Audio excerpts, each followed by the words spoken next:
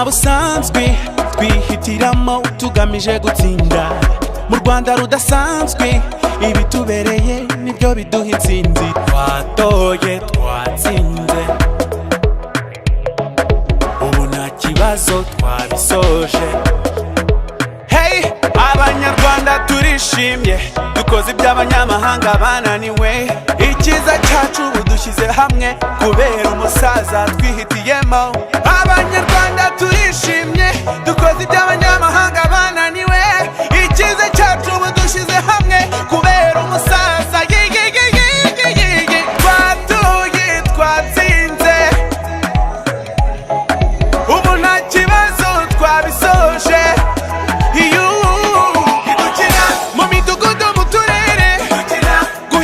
Turashishoza uyu niwe mugabo ukora ibidasanzwe bakora idukira mu midugudu mu turere dukira guhitamo turashishoza uyu niwe mugabo ukora ibidasanzwe bakora burya muri rusange nta mugabo upfa gusiba ibirori jewe n'abantu banjye twihitiyemo ikipe ihora itsinda twatoye twatsinze ibibazo twabisoje. Hey twamenye ko tutakiri banyakamwe nta ribi ryacu ubu tuvuga rumwe igihugu cyacu tugishyigikire dufatireho ntabyo kurekura kuko abanyarwanda turishimye dukoze iby'abanyamahanga bananiwe.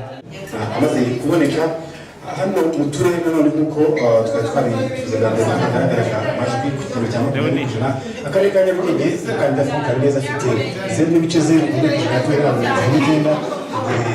Mpayimana yatorera abantu 455 ari kuri 0.5 kw'ijana aho Paul Kagame atorera kuri 19.3%. Mu gihe mu karere ka Gasabo Frank yatorera 0.3%, Mpayimana atorera kuri 0.38%, mu gihe Paul Kagame atorera kuri 19.8%.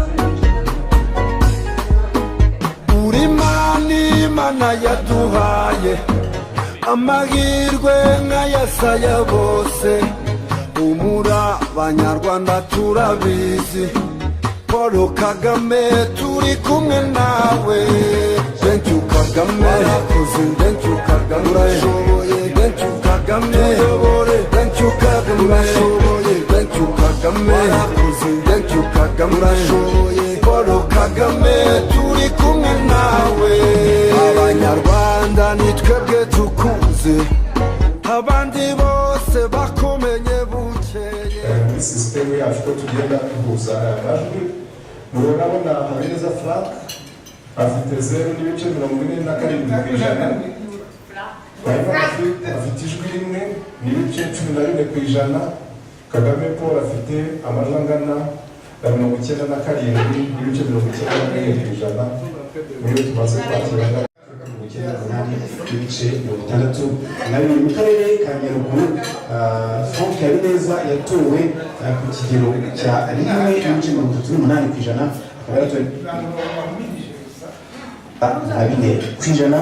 Mu karere ka Rubavu umukandida Frank Habineza yatowe n'abantu 640 bagize 0.5%.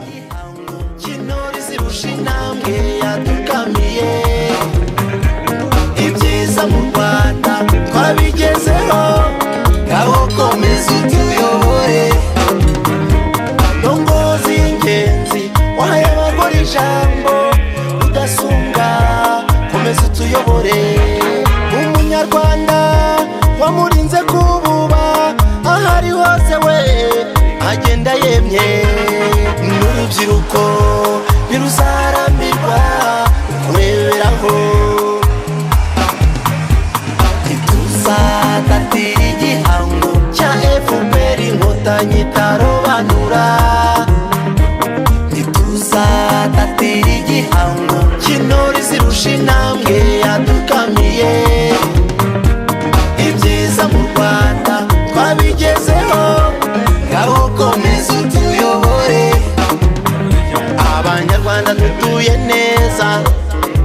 neza nta n'intugunda watubonana icuraburindi wariteye ishoti ni wowe dushaka n'urubyiruko perezida wa diaspora agira ikintu atubwira mu gihe tugitegereje nyine ko byose birangira kuko amasaha arakuze hari abashaka gutaha donc ijambo ni iryanyu Eric. Murabizi twese dutangira ahangaha ariko mbere wenda yuko turabona resultat twe hano muri Roma twishimye cyane twakoze ibintu by'igitangaza bwa mbere dutoye twabizanye ku buryo buhagije biratuvuna wenda barabitwemerera biza bugufi ndibwira ko uzasoma message twatanze dushingiye ku bwitabire n'ukuntu twatoye nubwo tutabivuga wenda ku mugaragaro biraza kuza mu kanya bazabona ko tutakinaga hari ikibazo wenda hari ukuvuga ngo abantu mu Roma hari abantu bakeya hari abantu muri rusange batitabira bihaje tutabona ariko message yabaye yindi nicyo nabashimira cyane nabashimira nicyo ngicyo presence yerekanye imbaraga ziri Roma ko niza capital ikindi nubwo turi ahangaha gutya ku buryo butunguranye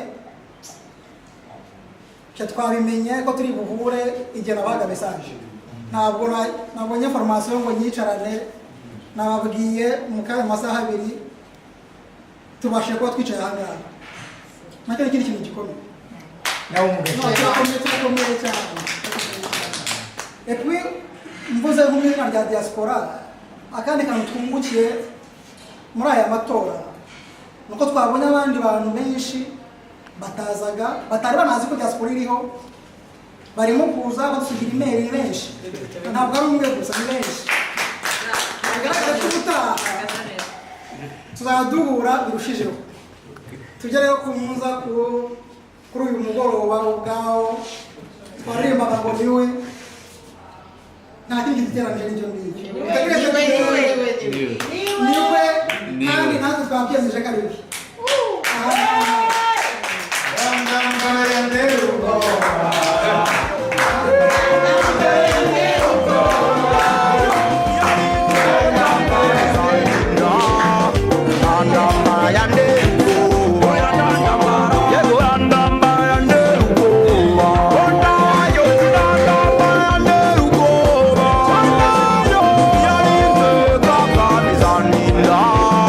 Nanda Maya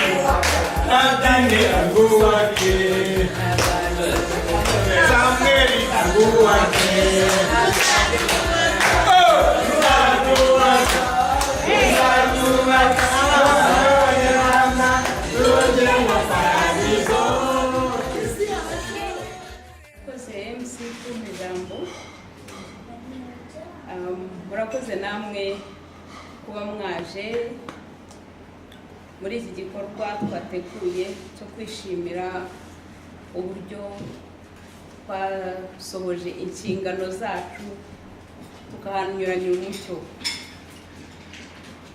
Nitwa Clementine Uwamuguha, ndi umujyanama wa kabiri muri ambasade y'u Rwanda muri Ethiopia.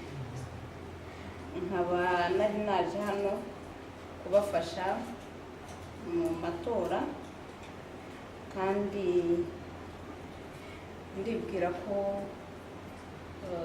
wenda niba ntibeshye ndibwira ko nabikoze neza ubufatanye bwanyu. Ndagira ngo ntangire mbaha indamukanyo zavuye i Paris. Ambasade yabantumyeho ngo mbashimire yuko mukomeje kugaragaza isura nziza y'u Rwanda hano i Roma. Mbashimire ubwitange mwagize mu gutegura aya matora ndetse no kuyitabira igikorwa nyirizina. None tukaba duhuriye aha ngaha dutegereje kugira ngo tumenye amaresulta ya provisional results, kuko definitive ntago zirara zibonetse, ariko turarara tumenye ngo biraganisha hehe. Ariko nk'uko twakomeje tubikurikirana hano kuri internet, murabona umukandida uri imbere n'abandi bamukurikiye. Nibwira ko uko bigenda byevuriwa hataza kugira igihinduka kinini cyane. Umukandida watsinze turamubona.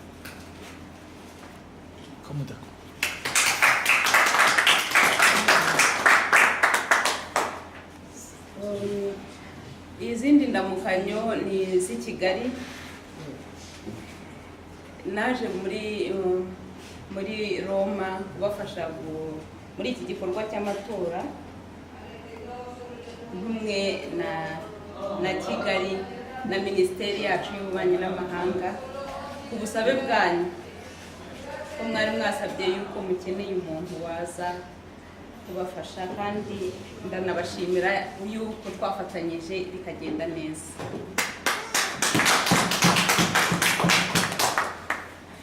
Ku gikorwa rero cy'amatora, ejo twaratoye. Abantu benshi wasangaga bijya gutangira bavuga bati se Roma biragenda gute, wabona tutabonye abantu bahagije, wabona abantu badasobanukiwe neza batiteguye. Ariko urebye uburyo abantu babyitabiriye, twagize abantu bahagije nkurikije Eric umuyobozi wanyu hano yabivuze, urebye abantu bitabiriye n'abari bategerejwe ni ukuri mwakoze hasi. So ntabwo ari abantu benshi, kimwe n'uko mudafite community nini, abahari abatoye barahagije ni bake beza. Yego na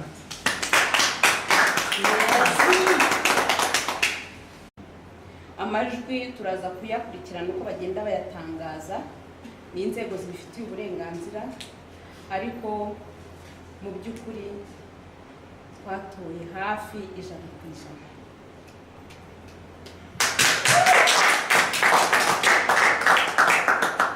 Umukandida, ndavuga umukandida Paul Kagame,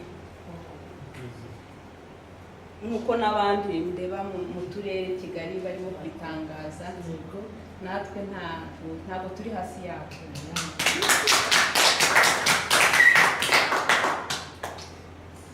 Ndagira ngo rero dukomeze twishime. Hari abantu bashaka gutaha kandi nibwo byari bigeze kugira ngo tubyine twishime, tubyine intsinzi nyuma y'amakuru meza y'uko igikorwa cyacu cyabyaye umusaruro twifuzaga. Hanyuma ndagira ngo nsoze nkomeza kubashimira muri abantu beza abo nabonye, abo twabonanye nabo ntabashije kubona. Nabonye mwishyize hamwe, community yanyu yaza on top. Kuko kubona nk'uku kuntu ibintu tubimenye hasigaye amasaha makeya, tukaba tubonye abantu bangana gutya, ni igikorwa cyerekana yuko mufite umutima w'ubwitange. So mukomereza aho, hanyuma umuryango wanyu w'abanyarwanda baba muri Roma mugende mwegerana, mwisuganye, mwubake umuryango uri solide, mugire ibikorwa bigaragara. Ni nabwo muzajya muri wa muryango rusange w'abanyarwanda baba mu mahanga, mukomeze mutange umusanzu nk'uko mwabigaragaje. Ntararangiza ndagira ngo nshimire komite twakoranye, abantu baritanze amajoro, kuzinduka igicuku, gutaha bukeye, ariko ibintu birakorwa.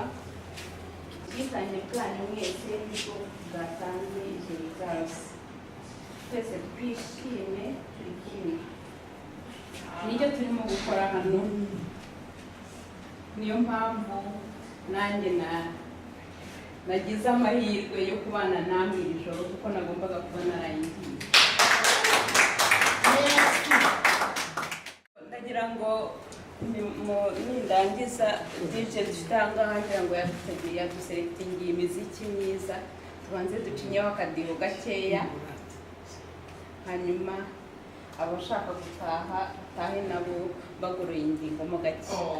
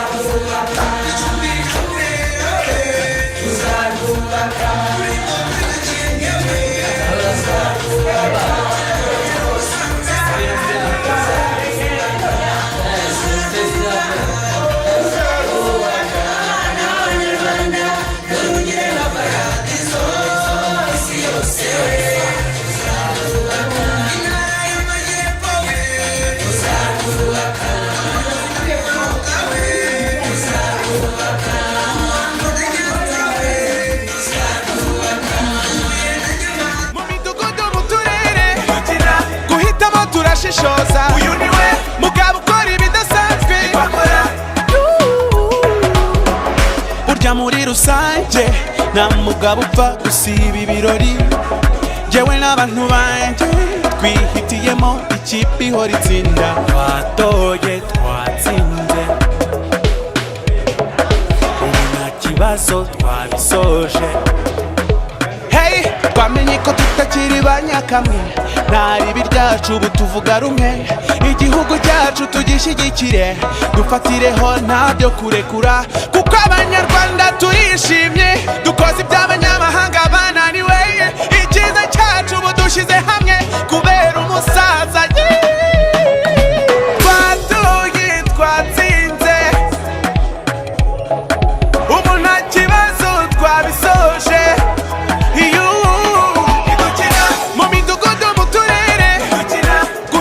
turashishoza uyu niwe mugabo ukora ibidasanzwe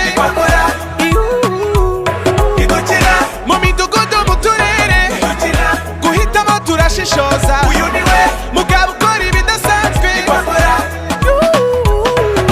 twatoye twatsinze ubu nta kibazo twabisoje mu midugudu mu turere guhitamo turashishoza uyu niwe mugabo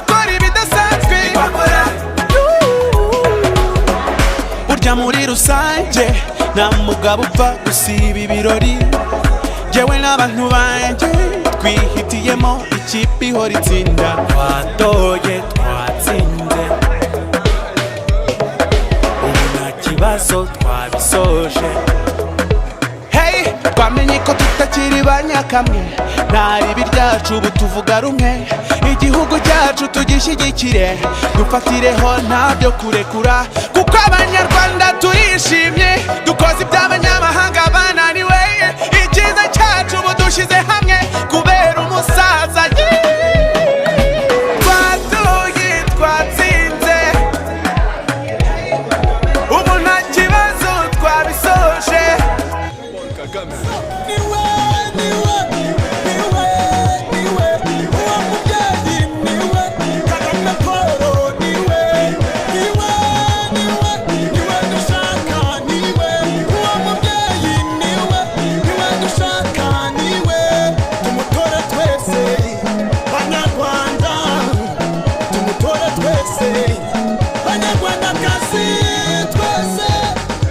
Sécurité, prospérité, c'est Paul Kagame, le guide spirituel. L'inspiration pour une génération, l'incorruptible quoi. Umutoza mukuru, umugabo udatatira igihango quoi.